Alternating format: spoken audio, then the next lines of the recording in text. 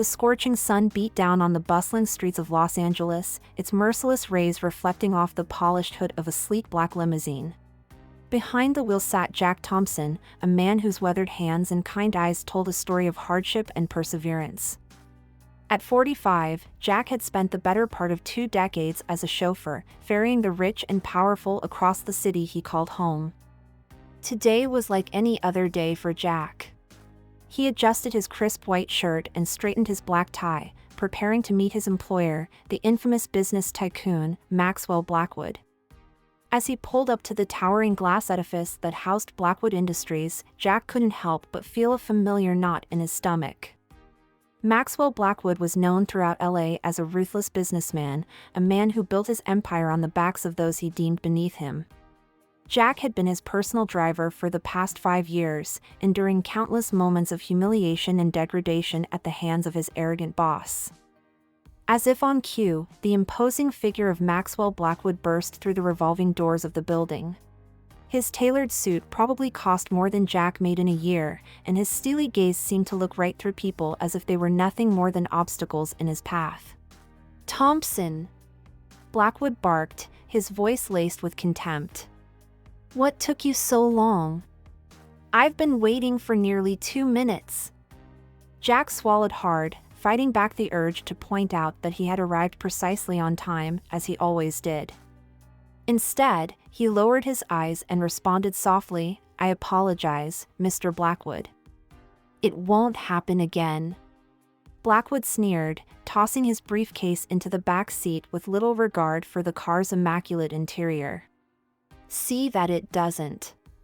I have important meetings today, and I won't tolerate any more of your incompetence." As Jack pulled away from the curb, he caught sight of his reflection in the rearview mirror. The lines etched around his eyes seemed deeper today, a testament to the years of silent suffering he had endured. But beneath the weariness, there was a glimmer of something else, a quiet strength that had sustained him through even the darkest of times. Little did Jack know that this day would mark the beginning of a journey that would test his resolve, challenge his beliefs, and ultimately lead to a revelation that would shake the very foundations of Blackwood's empire. The limousine glided through the congested streets of downtown LA, a stark contrast to the chaos that surrounded it. Inside, Blackwood barked orders into his phone, his voice growing increasingly agitated with each passing moment. "Listen, Johnson, I don't care what it takes. Get those contracts signed by end of day, or you'll be looking for a new job come morning. Do I make myself clear?" Jack winced at the harshness in his employer's tone, his knuckles whitening as he gripped the steering wheel tighter. He had seen countless employees come and go over the years, discarded like yesterday's trash when they no longer served Blackwood's purposes. As they approached a red light, Jack's eyes were drawn to a small flower shop on the corner.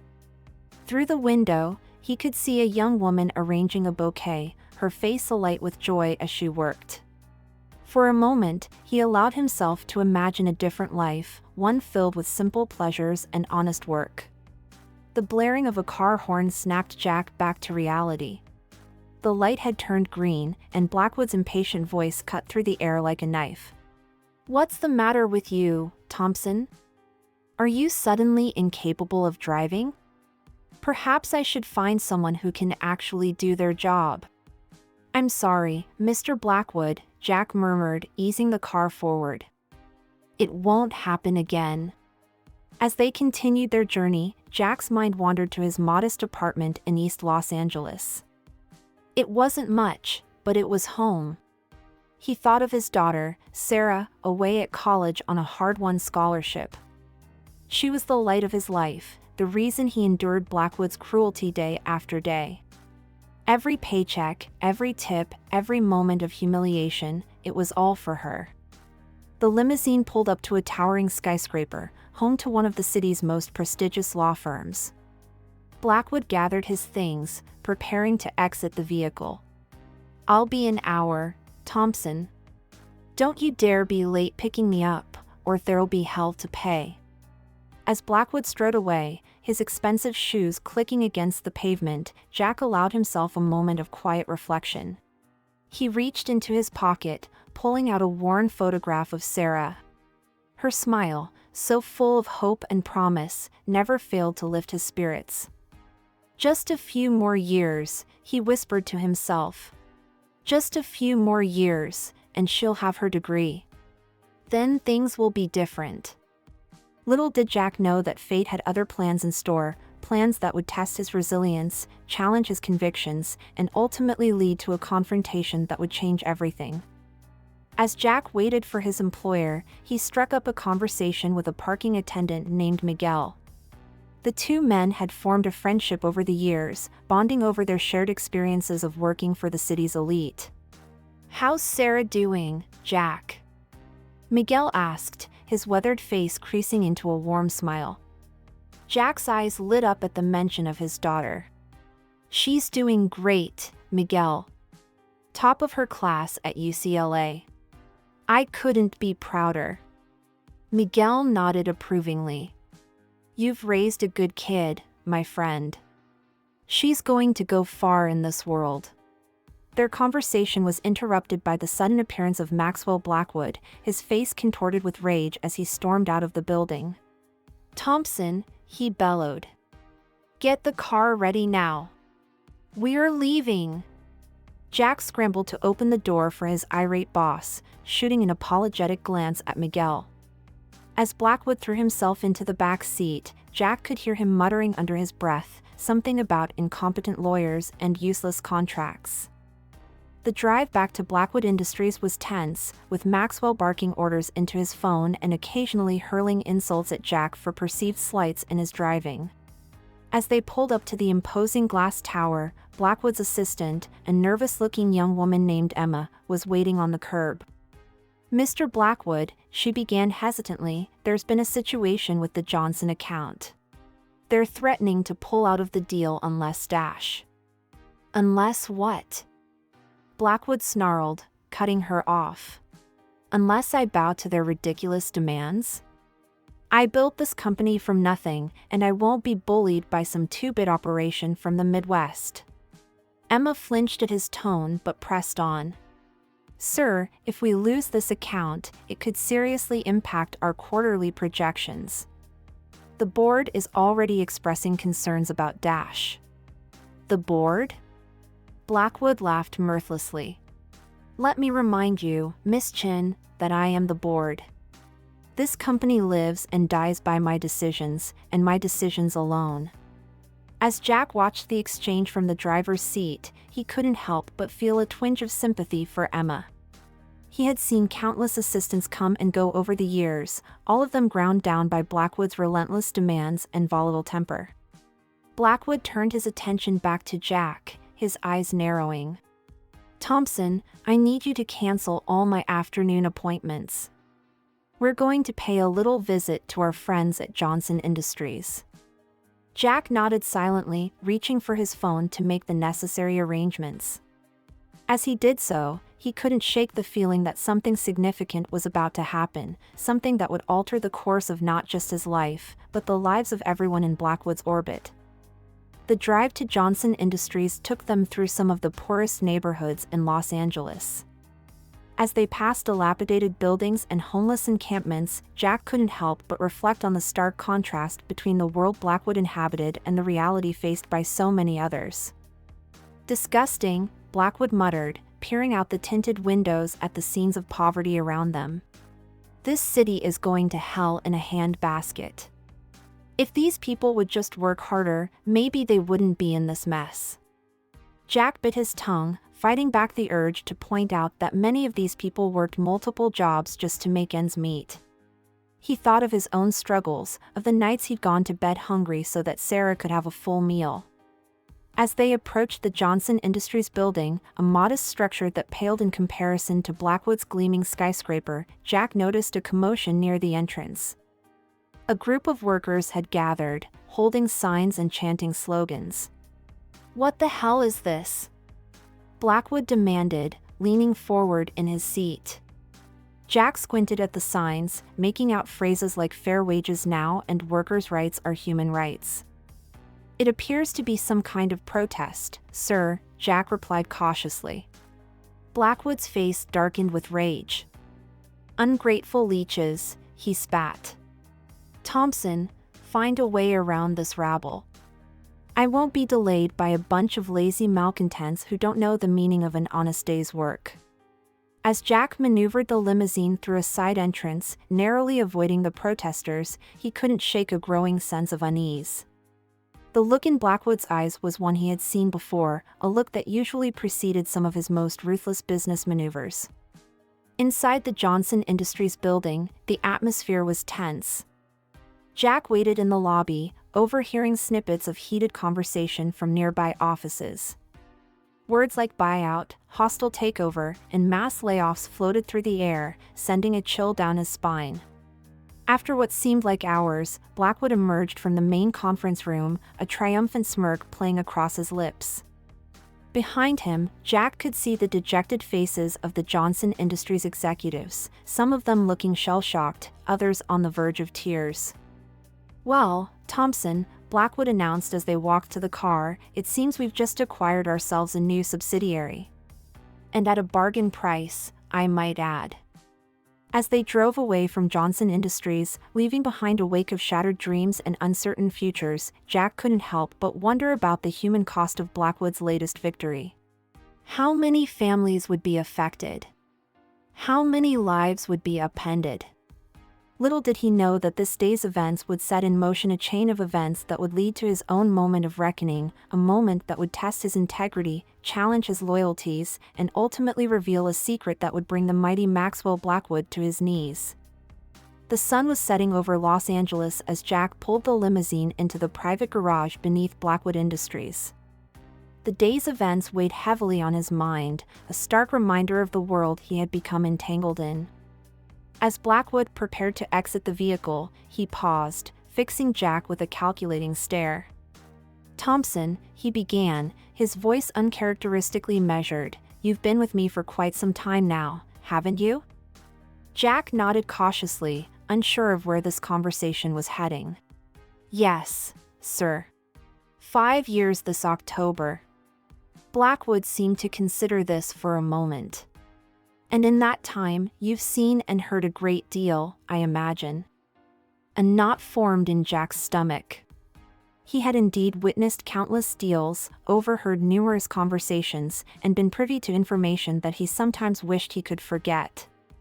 "I suppose I have, Mr. Blackwood," he replied carefully. "Good," Blackwood said, a cold smile playing across his lips. "Then you understand the importance of discretion. The value of loyalty." Jack met his employer's gaze, a mixture of emotions swirling within him. "Of course, sir. I've always maintained the utmost professionalism." Blackwood nodded, seemingly satisfied. "See that you continue to do so, Thompson. After all, we wouldn't want anything to jeopardize that daughter of yours and her education, would we?" The thinly veiled threat hung in the air between them, sending a chill down Jack's spine. As Blackwood exited the car and strode toward the elevator, Jack remained frozen in his seat, his mind reeling. For the first time in 5 years, Jack Thompson began to question everything: his job, his loyalties, and the price he had paid for his daughter's future. As he drove home that evening, the streets of Los Angeles seemed different somehow, as if the day's events had cast a shadow over the city he once loved. Little did Jack know that this conversation would be the catalyst for a series of events that would not only change his life but would shake the very foundations of Blackwood's empire. The stage was set for a confrontation that would test Jack's resolve, challenge his integrity, and ultimately lead to a revelation that would leave Maxwell Blackwood on his knees, humbled by the very man he had scorned for so long. As Jack pulled into the parking lot of his modest apartment complex, he couldn't shake the weight of Blackwood's words. The threat, veiled though it was, echoed in his mind, a constant reminder of the precarious position he found himself in. He climbed the stairs to his third-floor apartment, each step feeling heavier than the last. As he unlocked the door and stepped inside, the silence of the empty space enveloped him. Sarah's room, untouched since she left for college, stood as a testament to the sacrifices he had made. Jack moved to the kitchen, mechanically going through the motions of preparing a simple dinner. As he waited for his microwave meal to heat up, his eyes fell on a framed photograph on the counter, a picture of him and Sarah at her high school graduation. Her smile was radiant, full of hope and promise for the future. "What have I done?" Jack whispered to himself, the full weight of his situation crashing down upon him. For years, he had justified his silence, his compliance with Blackwood's unethical practices, as a necessary evil to secure Sarah's future. But at what cost? The microwave beeped, jolting Jack from his reverie. He sat at the small kitchen table, pushing the food around his plate without really eating. His mind raced, replaying moments from the past 5 years, snippets of conversations overheard, documents glimpsed, decisions made in boardrooms that affected thousands of lives. As the night wore on, Jack found himself unable to sleep. He paced the small apartment, wrestling with his conscience. On one hand, he had a duty to his daughter, to ensure she had every opportunity to succeed. On the other, could he continue to be complicit in Blackwood's ruthless business practices? In the early hours of the morning, as the first light of dawn began to creep through the windows, Jack made a decision. He couldn't continue like this. Something had to change. With trembling hands, he picked up his phone and dialed a number he never thought he'd use. After several rings, a groggy voice answered. "Hello?" Jack took a deep breath. "Mr. Johnson? This is Jack Thompson, Maxwell Blackwood's driver. We need to talk. There's something you need to know about the deal that went down yesterday." As Jack began to speak, pouring out the secrets he had kept for so long, he felt a weight lifting from his shoulders. He knew that this decision would change everything, his job, his life, perhaps even his relationship with Sarah. But as he continued to talk, he felt a sense of purpose that had been missing for far too long. Little did Jack know that this late-night phone call would set in motion a chain of events that would not only bring down Maxwell Blackwood but would reveal a truth so shocking that it would leave the business world reeling. The humble driver, long scorned and belittled, was about to emerge as an unlikely hero in a tale of corporate greed, redemption, and justice. As the sun rose over Los Angeles, casting a golden glow across the city, Jack Thompson prepared himself for a day that would change everything.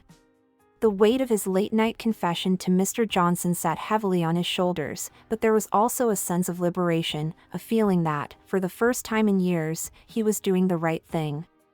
Jack arrived at Blackwood Industries earlier than usual, his heart pounding as he pulled the limousine into its designated spot. Johnson had already set things in motion. Would today be the day that Maxwell Blackwood's empire began to crumble? The sound of expensive Italian leather shoes clicking against the polished marble floor announced Blackwood's arrival. Jack straightened his posture, steeling himself for whatever the day might bring. "Thompson," Blackwood barked as he approached the car, his voice carrying its usual mix of impatience and disdain. "We have a busy day ahead. I need you to take me to the Wilshire Grand Center. I have a meeting with the board of directors that simply cannot be delayed." As Jack opened the door for his employer, he couldn't help but notice a slight tremor in Blackwood's usually steady hands. Was it possible that news of Jack's late-night revelation had already reached him? The drive to the Wilshire Grand Center was tense, filled with Blackwood's angry phone calls and muttered curses. Jack kept his eyes on the road, his mind racing with possibilities. What would happen when the truth came out? How would Blackwood react? And most importantly, what would this mean for Sarah's future? As they pulled up to the towering skyscraper, Jack caught sight of a familiar face in the crowd outside, Mr. Johnson, flanked by what appeared to be lawyers and federal agents. Blackwood, engrossed in his phone, hadn't noticed them yet. "We're here, Mr. Blackwood," Jack announced, his voice steadier than he felt. Blackwood grunted in acknowledgement, gathering his briefcase and preparing to exit the vehicle. As he stepped out onto the sidewalk, his eyes finally landed on the group waiting for him. The color drained from his face. Mr. Blackwood, Mr. Johnson called out, his voice carrying a mix of anger and triumph. I believe we have some unfinished business to discuss. For a moment, Blackwood stood frozen, his usual arrogance replaced by a look of sheer panic. Then, as if snapping out of a trance, he turned on his heel and bolted back towards the limousine. Thompson, he shouted, yanking open the car door. Drive. Now. Jack hesitated, his hand hovering over the ignition.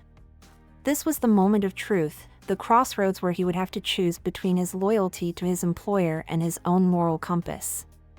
I said drive, you incompetent fool. Blackwood bellowed, his face contorted with rage and fear. In that instant, Jack made his decision. He turned to face Blackwood, his voice calm but firm. I'm sorry, Mr. Blackwood, but I can't do that. Blackwood's eyes widened in disbelief.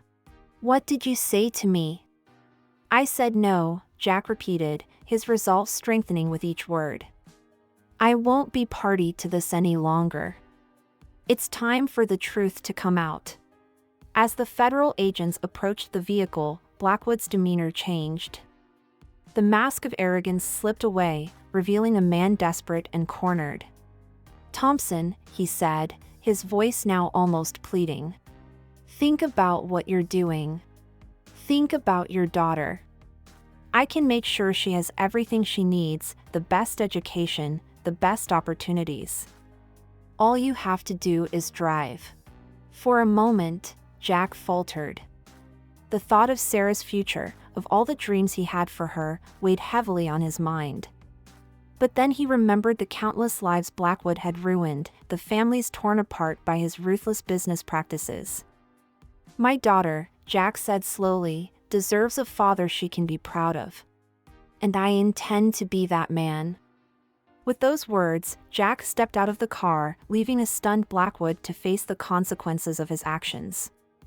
As the federal agents surrounded the vehicle, Jack felt a strange mix of relief and apprehension. He knew that the road ahead would be difficult, but for the first time in years, he felt like he was on the right path. The next few hours passed in a blur of questioning and statements. Jack found himself in a sleek conference room high up in the Wilshire Grand Center, surrounded by stern-faced federal agents and corporate lawyers. He recounted everything he had witnessed over the past 5 years, the shady deals, the manipulated contracts, the lives ruined by Blackwood's insatiable greed. As he spoke, Jack could see the faces of those around him growing increasingly grave. The extent of Blackwood's corruption was even greater than they had suspected. Mr. Thompson, one of the agents said, her voice tinged with a mix of admiration and concern, you understand that by coming forward with this information, you've placed yourself in a precarious position. There could be serious repercussions. Jack nodded, a lump forming in his throat. I understand. But I couldn't stay silent any longer. Not when I knew the truth. As the day wore on, news of Blackwood's arrest began to spread. The financial world was in an uproar, with stocks plummeting and rival companies circling like vultures, eager to pick apart the remains of Blackwood Industries. It was late in the evening when Jack was finally allowed to leave. As he stepped out of the Wilshire Grand Center, he was surprised to find Emma, Blackwood's former assistant, waiting for him. Jack, she said, her eyes red from crying, I just wanted to thank you for being brave enough to do what the rest of us couldn't. Jack offered her a tired smile. I only did what I should have done a long time ago. As they stood there, two small figures against the backdrop of the Los Angeles skyline, Jack couldn't help but feel a sense of uncertainty about the future. He had done the right thing, but at what cost? The next few weeks were a whirlwind of legal proceedings, media frenzy, and personal upheaval. Jack found himself thrust into the spotlight, hailed as a whistleblower and hero by some, vilified as a traitor by others. The stress took its toll, leaving him sleepless and anxious. But through it all, there was Sarah. When the news broke, she had called him immediately, her voice filled with a mix of shock and pride. Dad, she had said, I can't believe you stood up to Mr. Blackwood like that. You're the bravest person I know." Those words had sustained Jack through the darkest moments, reminding him why he had taken this difficult path. As the dust began to settle, Jack received an unexpected invitation. Mr. Johnson, the man whose company Blackwood had nearly destroyed, wanted to meet with him privately. Jack arrived at the Johnson Industries building, a far cry from the opulent offices of Blackwood Industries. Mr. Johnson greeted him warmly, ushering him into a modest conference room. "Mr. Thompson," Johnson began, "I wanted to thank you personally for what you've done. Your courage has saved not just my company, but countless others from Blackwood's predatory practices." Jack nodded, unsure of how to respond. "I only did what I felt was right, sir." Johnson smiled. "And that's exactly why I wanted to speak with you. You see, in light of recent events, we find ourselves in need of someone with integrity, someone who understands the importance of ethical business practices. I'd like to offer you a job, Mr. Thompson. Not as a driver, but as our new head of corporate ethics."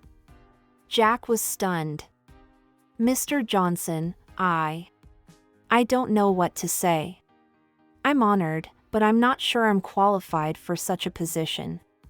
"On the contrary," Johnson replied, "I can't think of anyone more qualified.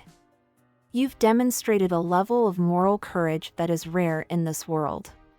That's exactly what we need." As Jack left the meeting, his head spinning with the possibility of this new opportunity, he couldn't help but reflect on the strange twists of fate that had brought him to this point. From a humble driver scorned by his arrogant boss, he had become a catalyst for change in the corporate world. But Jack's journey was far from over. As he would soon discover, the secrets he had uncovered about Blackwood's wealth were just the tip of the iceberg. A greater revelation awaited, one that would shake the very foundations of Los Angeles's business elite and force Jack to confront painful truths about his own past. The sun was setting over Los Angeles as Jack made his way home, the city's skyline a jagged silhouette against the orange sky.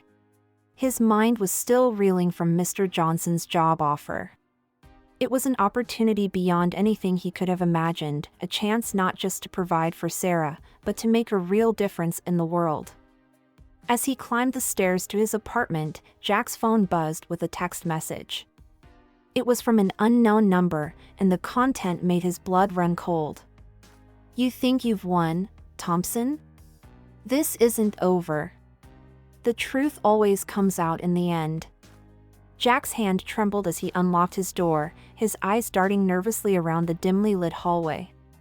He had known there would be consequences for his actions, but this felt ominous in a way he hadn't anticipated. Inside his apartment, Jack sank onto the couch, his mind racing. Who had sent the message? Was it Blackwood, somehow reaching out from behind bars? Or was there someone else involved, someone whose secrets were yet to be revealed? As he pondered these questions, Jack's gaze fell on an old photo album tucked away on a bottom shelf. Something tugged at the back of his mind, a memory long buried, struggling to resurface. With shaking hands, he pulled out the album and began to flip through its pages. There, nestled among faded photographs of his younger self, was an image that made his heart stop. It was a picture of him standing next to a much younger Maxwell Blackwood, both of them smiling at the camera. Jack stared at the photo, his mind struggling to make sense of what he was seeing. He had no memory of this moment, no recollection of ever meeting Blackwood before he became his driver. Yet here was undeniable proof that their paths had crossed long ago.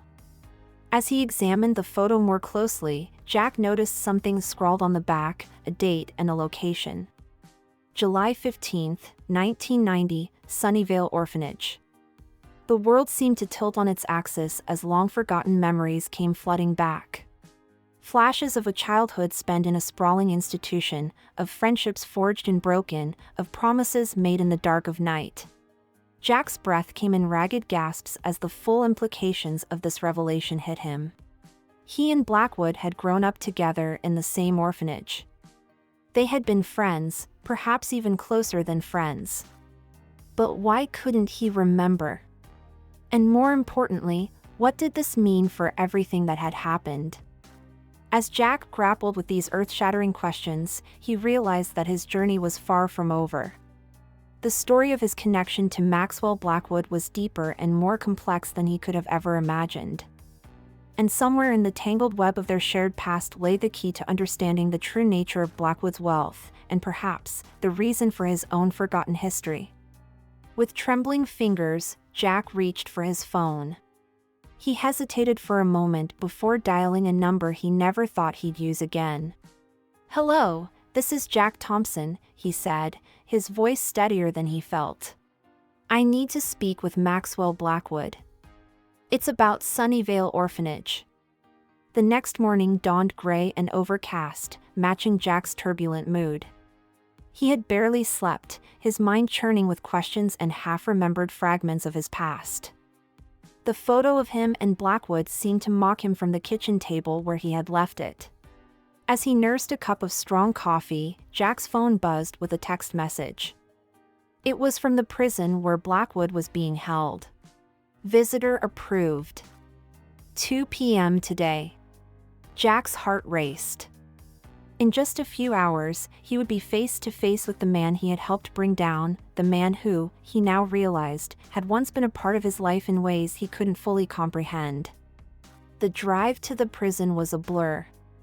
Jack found himself on autopilot, his hands guiding the steering wheel while his mind wandered through fragmented memories and unanswered questions. Before he knew it, he was being led through sterile corridors to a small, stark visitation room. And there, sitting on the other side of a thick glass partition, was Maxwell Blackwood. Gone was the impeccably tailored suit, replaced by a drab prison jumpsuit. His once immaculate hair was disheveled, and dark circles shadowed his eyes. But when he saw Jack, a spark of recognition, and something else, something almost like relief, flashed across his face. "Jack," Blackwood said, his voice crackling through the intercom system. "I was beginning to think you'd forgotten about me entirely." Jack sat down heavily in the chair provided, his eyes never leaving Blackwood's face. "It seems I've forgotten a lot of things, Maxwell. Or should I call you Max? That's what I used to call you back at Sunnyvale, isn't it?" Blackwood's eyes widened almost imperceptibly. "So, you remember." "Not everything," Jack admitted. "But enough to know that there's a lot more to our story than I realized. I need answers, Max. About our past, about what happened to us, and about your wealth." For a long moment, Blackwood was silent, his gaze distant as if looking back through the years. When he finally spoke, his voice was softer, lacking the arrogant edge Jack had grown accustomed to. "It's a long story, Jack. One that I'm not sure either of us is ready to fully confront.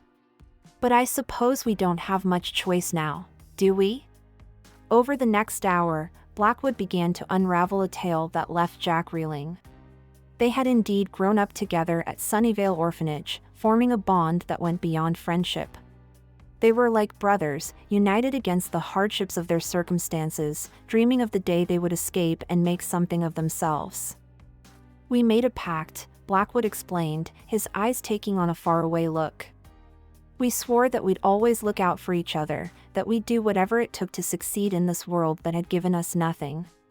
But their paths had diverged dramatically after leaving the orphanage.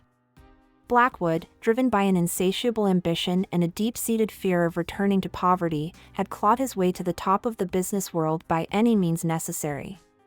Jack, on the other hand, had chosen a simpler path, valuing honesty and hard work above all else. "I never forgot our pact," Blackwood continued. "When I saw your application to be my driver 5 years ago, I knew it was fate. I thought I could finally repay my debt to you, give you the life you deserved." Jack's mind was spinning. "But why didn't you just tell me?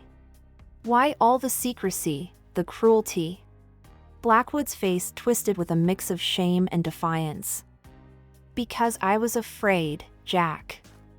Afraid that if you knew the truth about how I'd made my fortune, you'd reject me.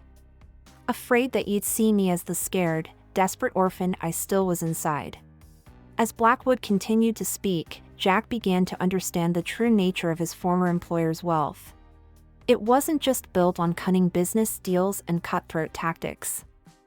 At its core, it was founded on a secret so dark, so painful, that both of them had buried it deep in their subconscious. "The fire at Sunnyvale," Jack whispered, the memory suddenly crystallizing in his mind. "It wasn't an accident, was it?" Blackwood's silence was all the confirmation Jack needed. The tragic fire that had destroyed their childhood home, claiming the lives of several staff members and children, had been the catalyst for their escape and the foundation of Blackwood's initial fortune. "We were just kids," Blackwood said, his voice barely audible. "We didn't mean for anyone to get hurt. We just wanted to be free." Jack felt as if the ground had dropped out from beneath him. The weight of this revelation, of his own unwitting complicity in such a tragedy, was almost too much to bear. As the visitation time came to an end, Jack stood on shaky legs, his world forever altered. Blackwood's final words echoed in his ears as he was led away. "I'm sorry, Jack. For everything. But remember our pact, we promised to always look out for each other. Don't let them destroy everything we built. Please." Jack stumbled out of the prison, his mind a whirlwind of emotions and conflicting loyalties. The truth about Blackwood's wealth, and his own forgotten past, weighed heavily upon him. As he made his way to his car, Blackwood's final words echoed in his ears, "Remember our pact, we promised to always look out for each other. Don't let them destroy everything we built. Please." The drive home was a blur, the Los Angeles traffic fading into the background as Jack grappled with the enormity of what he had learned. His entire world had been turned upside down. The man he thought he knew as his cruel, arrogant boss was actually a childhood friend, bound to him by a dark secret that had shaped both their lives. As Jack pulled into the parking lot of his apartment complex, he noticed a sleek black car parked nearby. His heart rate quickened as he recognized Emma, Blackwood's former assistant, leaning against it. "Jack," she called out as he approached, her voice tinged with urgency. "We need to talk." Warily, Jack followed Emma up to his apartment. Once inside, she wasted no time in getting to the point. "I know you visited Maxwell today," she said, her eyes searching his face.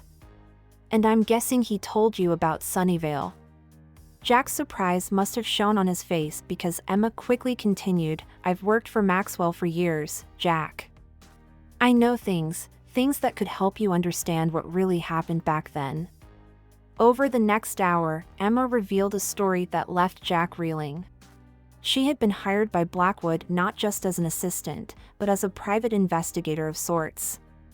Her real job had been to dig into the past, specifically, the history of Sunnyvale Orphanage and the people connected to it. Maxwell was obsessed with understanding what happened, Emma explained. He knew the fire wasn't just an accident, but he couldn't remember the details. It was like his mind had blocked it out. As Emma spoke, more pieces of Jack's fragmented memory began to fall into place. He remembered the suffocating fear of that night, the chaos as flames engulfed the old building. And he remembered Maxwell, young, terrified Max, clutching his hand as they ran into the darkness. "But why?" Jack asked, his voice hoarse. "Why go to all this trouble to uncover the past?" Emma's expression softened. "Because of you, Jack. Maxwell never forgot about you, even when you couldn't remember him. He spent years trying to find you, to make things right." The revelation hit Jack like a physical blow. All those years of enduring Blackwood's cruel treatment, of feeling like nothing more than a disposable employee, had it all been an act? A misguided attempt to protect him from the truth? As if reading his thoughts, Emma continued, "Maxwell thought if he kept you close but at a distance, he could watch over you without risking you remembering the trauma of that night. He was afraid that if you knew the truth, it would destroy you both. Jack sank onto the couch, his head in his hands. So all of this, the job, the humiliation, the threats, it was all some twisted form of protection? Emma nodded solemnly. In Maxwell's mind, yes. He thought he was fulfilling your childhood pact, looking out for you in the only way he knew how. As the night wore on, Emma shared more of what she had uncovered in her investigation. The fire at Sunnyvale hadn't just been a tragedy, it had been a cover-up.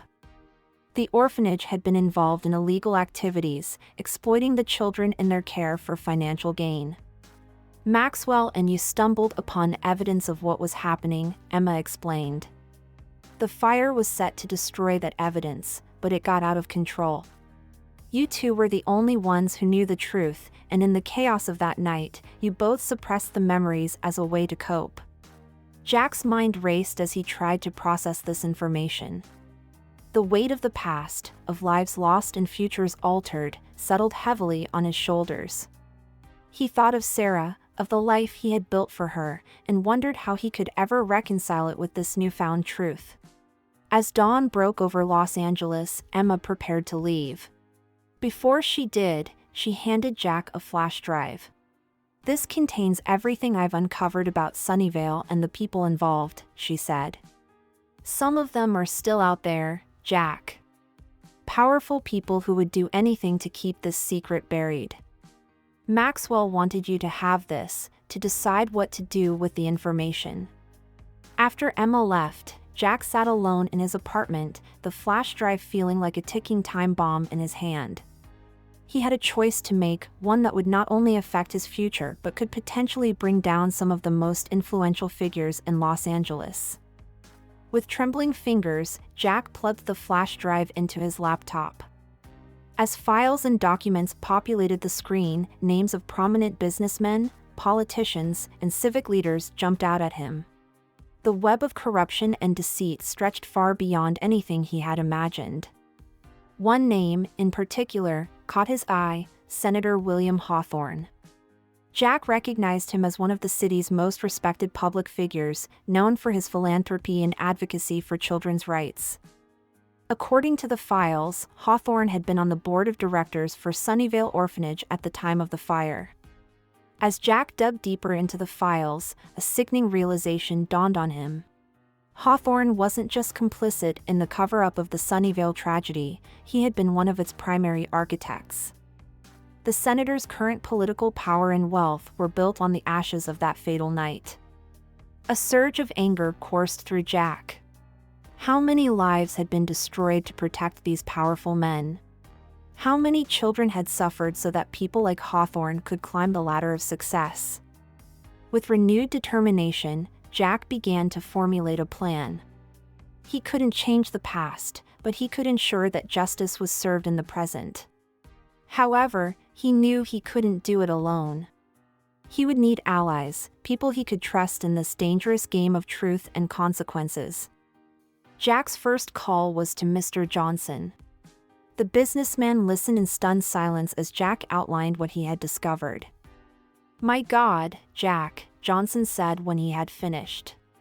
"This is bigger than anything we could have imagined. Are you sure you want to pursue this? The people involved, they're not going to go down without a fight." Jack's resolve was firm. "I have to, Mr. Johnson. For all the children who suffered at Sunnyvale, for Maxwell, and for myself. We can't let this truth stay buried any longer." Johnson was quiet for a moment before responding. "All right, Jack. You have my full support. We'll use every resource at our disposal to bring this to light. But we need to be smart about this. These people have a lot to lose, and they'll stop at nothing to protect themselves." Over the next few days, Jack worked tirelessly with Johnson and a small team of trusted individuals to piece together the full story of Sunnyvale Orphanage.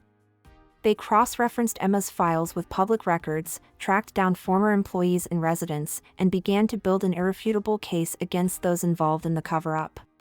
As their investigation progressed, Jack felt a growing sense of unease. He couldn't shake the feeling that they were being watched, that unseen forces were moving against them. His suspicions were confirmed when he received an anonymous text message one evening. "Back off, Thompson. Some secrets are better left buried. This is your only warning." Despite the threat, Jack pressed on.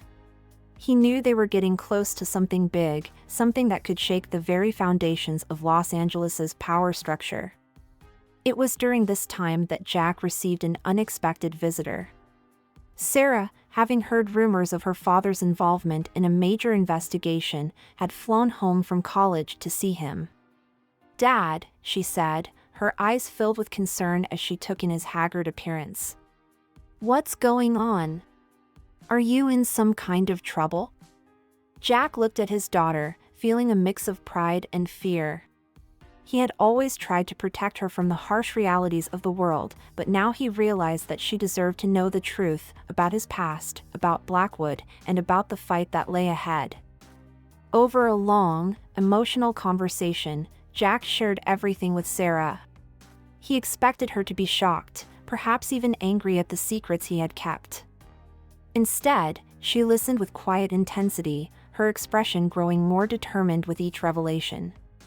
"I'm with you, Dad," she said when he had finished. "Whatever you need to do to make this right, I'm here to help." Sarah's unwavering support gave Jack renewed strength. With his daughter by his side, he felt ready to face whatever challenges lay ahead. As their investigation neared its conclusion, Jack and his team prepared to go public with their findings. They had compiled a comprehensive dossier on the Sunnyvale cover-up, complete with testimonies from survivors, financial records tracing the flow of illicit funds, and irrefutable evidence of the involvement of high-ranking officials like Senator Hawthorne. The night before they were set to release the information to the press, Jack paid one last visit to Maxwell Blackwood in prison. The once powerful businessman looked even more haggard than before, but there was a glimmer of hope in his eyes as Jack shared their progress. "You did it, Jack," Blackwood said, his voice thick with emotion. "You're finally setting things right." Jack shook his head. "We're doing it, Max, together. Just like we promised all those years ago." As Jack turned to leave, Blackwood called out to him one last time. "Jack, whatever happens tomorrow, know that I'm proud of you. You're the brother I always wished I could be." With those words echoing in his mind, Jack steeled himself for the storm that was about to break. The next day would change everything, not just for him and Blackwood, but for the entire city of Los Angeles. As dawn broke over the city, Jack and his team gathered at Johnson Industries to make their final preparations. The atmosphere was tense, charged with a mix of anticipation and fear. They all knew that once they released their findings, there would be no turning back. Sarah, who had insisted on being present for this momentous occasion, squeezed her father's hand reassuringly. "You've got this, Dad," she whispered. Just as they were about to begin their press conference, Jack's phone buzzed with an incoming call. The number was blocked, but something told him he needed to answer it. Jack Thompson, a familiar voice said on the other end. It was Emma, her tone urgent and breathless. "You need to be careful. They know what you're planning. Senator Hawthorne and his allies, they're not going to let this happen without a fight." Jack's blood ran cold. "Emma, where are you? Are you safe?" There was a pause, then a muffled sound that might have been a sob. "I've done what I can to help you, Jack. The rest is up to you now. Good luck." The line went dead, leaving Jack with a sickening feeling in the pit of his stomach. He quickly relayed Emma's warning to the others, and they hurriedly adjusted their security measures. As cameras rolled and reporters gathered, Jack stepped up to the podium. He could feel the weight of history on his shoulders, the eyes of the world upon him. With a deep breath, he began to speak. "Ladies and gentlemen, thank you for coming. What I'm about to share with you will shake the very foundations of this city. For the next hour, Jack laid out the entire sordid tale of Sunnyvale Orphanage, the tragic fire, and the decades-long cover-up that followed. He named names, provided evidence, and painted a damning picture of corruption at the highest levels of Los Angeles society. As he spoke, he could see the shock and disbelief rippling through the audience. Phones were buzzing, cameras flashing, and reporters furiously scribbling notes. This was the kind of story that could reshape the political and business landscape of the entire state. Just as Jack was wrapping up his presentation, there was a commotion at the back of the room. Several men in suits pushed their way through the crowd, their faces grim and determined. Jack Thompson, one of them, called out, flashing a badge. "You need to come with us. Now." For a moment, panic threatened to overwhelm Jack. Was this it? Had they come to silence him before the truth could spread? But then he felt Sarah's hand on his arm, saw the determined faces of Mr. Johnson and his team. He wasn't alone in this fight. Whatever came next, he would face it with the strength of his convictions and the support of those who believed in him.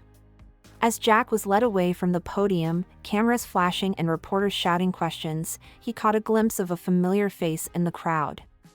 It was Senator Hawthorne, his normally composed features twisted with rage and fear. In that moment, Jack knew that the battle was far from over. The powerful men he had exposed would fight back with everything they had. But for the first time in years, he felt truly alive, filled with purpose and the unshakable belief that he was doing the right thing.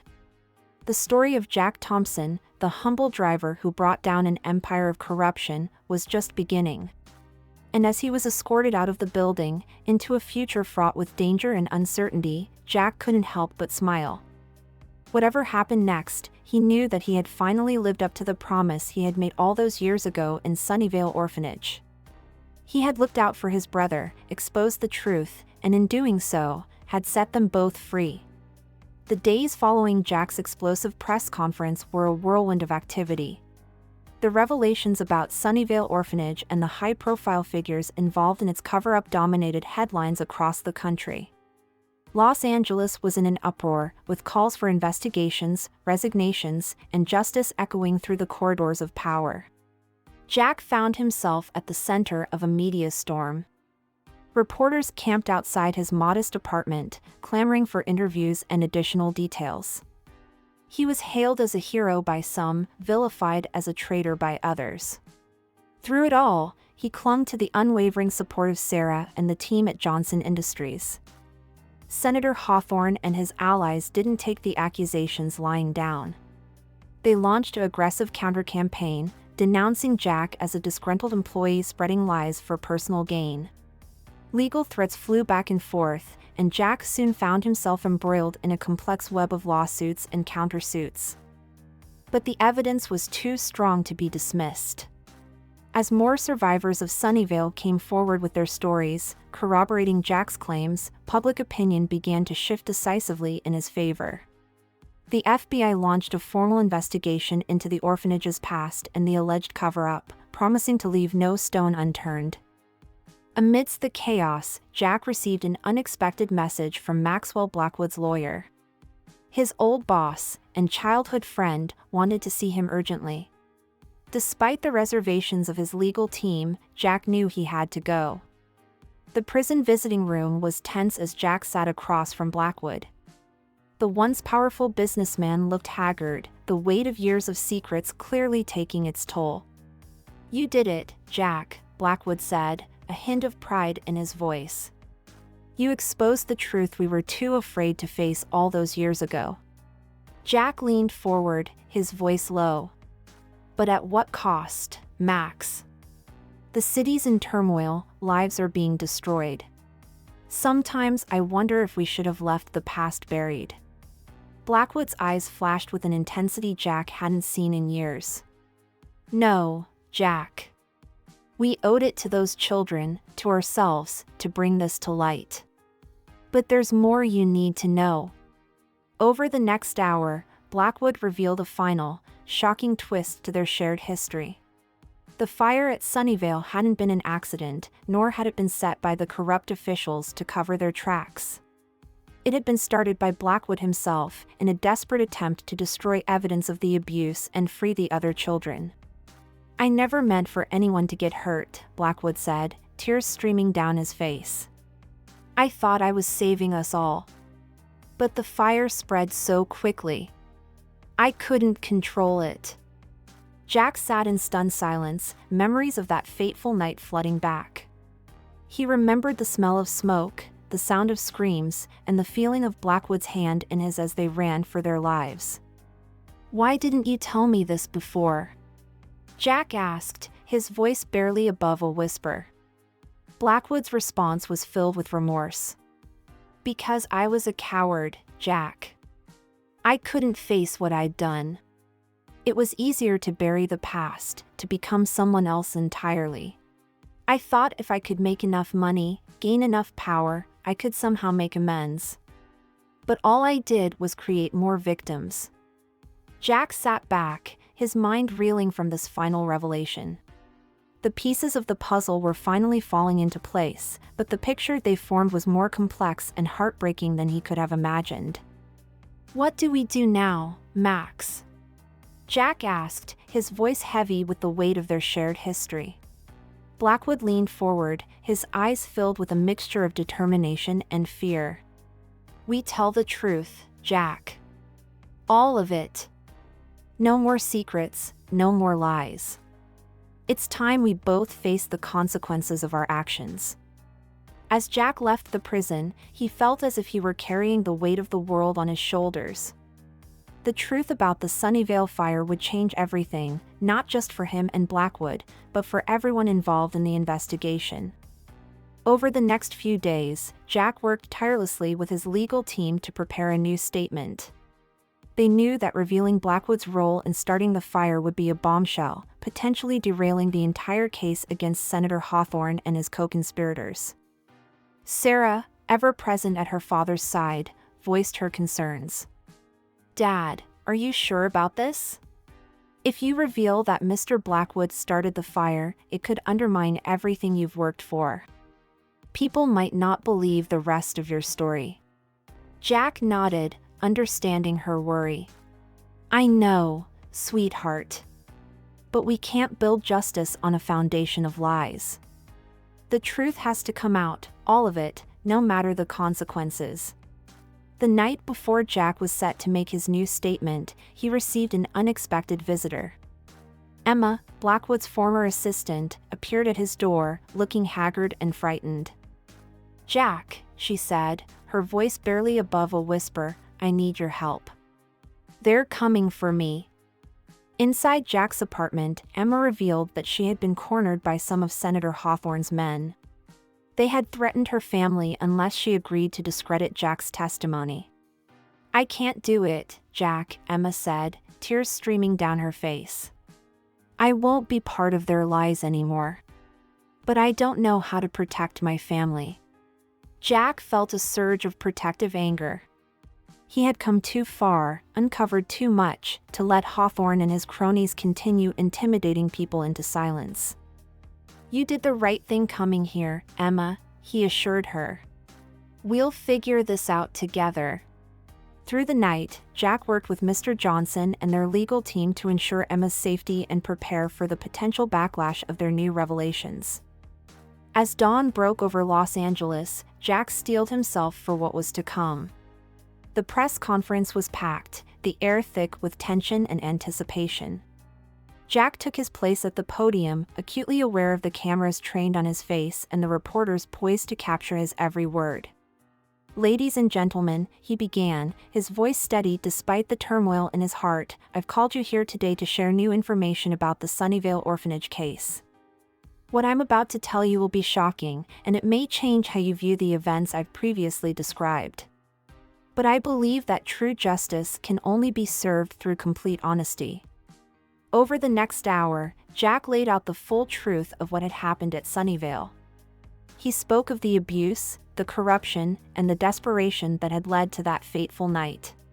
And then, with a deep breath, he revealed Blackwood's role in starting the fire. The room erupted in chaos. Reporters shouted questions, cameras flashed incessantly, and Jack could see the shock and disbelief on the faces of those gathered. But he pressed on, his voice growing stronger with each word. Maxwell Blackwood made a terrible mistake that night, one that cost innocent lives. But his actions were born out of a desire to protect his fellow orphans from further abuse. The real criminals are those who created the conditions that led to such a desperate act, and those who spent decades covering up the truth.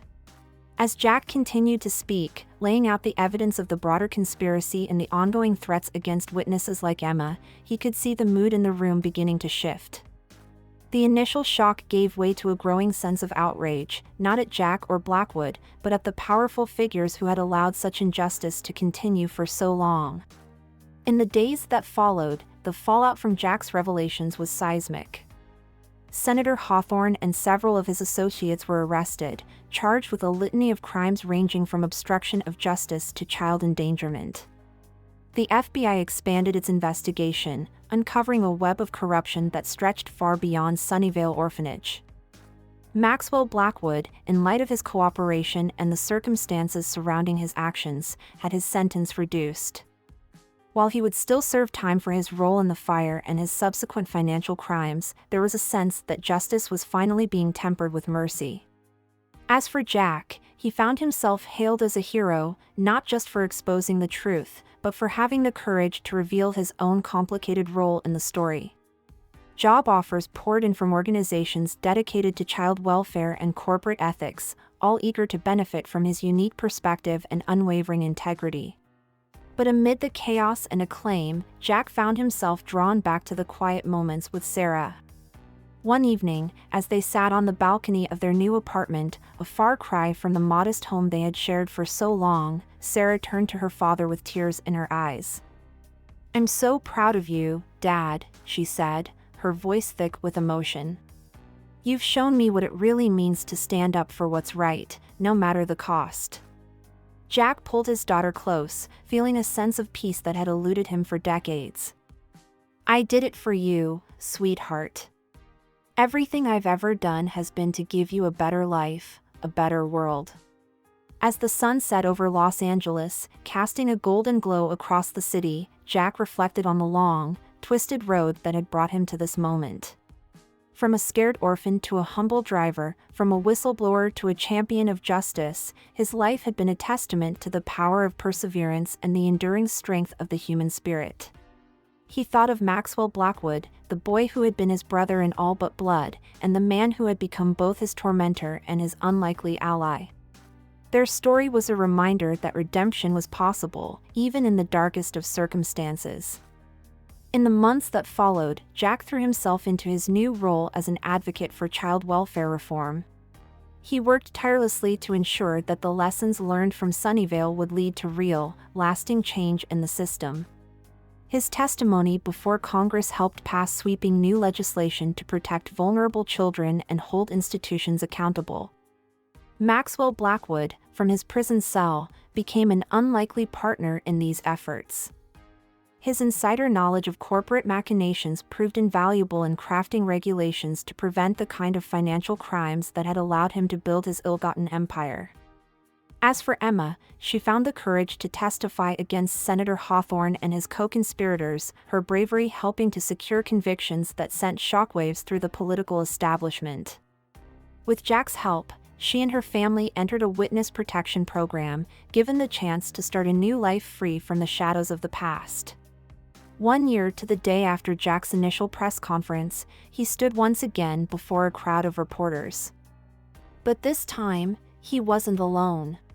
Sarah stood by his side, along with Mr. Johnson, Emma, via secure video link, and even Maxwell Blackwood, who had been granted a supervised release to attend the event. "A year ago, we stood on the brink of an abyss," Jack began, his voice strong and clear. "We faced a truth so dark, so painful, that it threatened to tear us apart. But instead, it brought us together. It showed us that even in our darkest moments, there is hope for redemption, for justice, and for change." He went on to outline the progress that had been made, the lives that had been touched, the systems that had been reformed, the corrupt power structures that had been dismantled. But more than that, he spoke of the future, a future where no child would have to endure what he and Maxwell had experienced at Sunnyvale. As Jack concluded his speech, he turned to Maxwell, who stood with tears in his eyes. In front of the assembled crowd, the two men embraced, no longer employer and employee, no longer victim and victimizer, but simply two brothers who had found their way back to each other through the long dark night of their shared past. The image of that embrace, broadcast across the nation, became a symbol of hope and reconciliation. It spoke to the possibility of forgiveness, of second chances, and of the enduring power of the human spirit to rise above even the most harrowing circumstances. In the years that followed, Jack Thompson's name became synonymous with integrity and courage. Books were written about his journey, documentaries made about the Sunnyvale case. But for Jack, the greatest reward was the knowledge that he had finally laid the ghosts of his past to rest. He had taken the cruel treatment he had endured at the hands of his arrogant boss and transformed it into a force for good. He had left Maxwell Blackwood kneeling, not in humiliation, but in humble recognition of the truth they had both fought so hard to bury. And in the end, the secret of Blackwood's wealth, built on the ashes of their shared trauma, had become the key to their mutual redemption. It was a reminder that even the darkest secrets, when brought into the light, could be transformed into beacons of hope. As Jack tucked Sarah's children into bed one night, reading them stories of brave knights and noble quests, he realized that he had finally become the hero he had always longed to be. Not through grand gestures or unimaginable wealth, but through the simple, unwavering commitment to doing what was right, no matter the cost. And as he kissed his grandchildren goodnight, Jack Thompson, once a scorned driver, now a beacon of hope, knew that his greatest legacy was not the scandals he had exposed or the powerful men he had brought to justice. It was the example he had set, the proof that one person, armed with nothing but the truth and the courage to speak it, could change the world. In that moment, surrounded by the love of his family and the peace of a clear conscience, Jack finally understood the words Maxwell had spoken to him so long ago: "We promise to always look out for each other." In the end, they had kept that promise, not just to each other, but to all the forgotten children of Sunnyvale, and to a society that desperately needed to face its own hidden truths. As he closed the door to the children's room, Jack smiled to himself. The journey had been long and painful, but it had led him here, to a place of peace, purpose, and profound gratitude for the twists of fate that had shaped his life. And somewhere in the city, he knew, Maxwell Blackwood was finding his own path to redemption, their shared past no longer a burden but a testament to the resilience of the human spirit. The story of the scorned driver and his arrogant boss had become a legend, a modern-day parable about the power of truth, the possibility of redemption, and the enduring strength of the bonds forged in adversity. As night fell over Los Angeles, Jack Thompson, orphan, driver, whistleblower, hero, looked out at the city lights and felt, for perhaps the first time in his life, truly at peace.